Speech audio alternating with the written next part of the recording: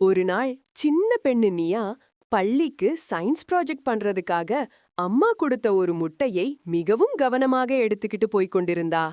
ஆனா அவளுக்கு ஆச்சரியமா அந்த முட்டை உள்ளே ஓரளவு குலுங்குறது போல இருந்தது. நியா நினைச்சா, ஓஹோ, இது உயிரோட இருக்கும் முட்டையா? அவள் அதை இன்னும் கவனமா கையில் பிடிச்சுக்கிட்டா. ஆனா அவள் நடந்து கொண்டிருக்கும்போது ஒரு சிறிய கல்லில் கால் தடுக்கி அந்த முட்டை கீழே விழுந்து உடைஞ்சிடுச்சு. முட்டை உடைந்ததும் உள்ளே ஒரு சிறிய குஞ்சு உயிர் போராடுறது. நியா அதை பார்த்ததும் கண்களில் கண்ணீர் வந்துச்சு. அவள் மெதுவா சொன்னா, சில விஷயங்களின் லைஃப் நம்ம கையில் இருக்கும் சில நிமிஷங்கள்ல தான் இருக்கு. அதையும் நான் காப்பாத்த முடியல.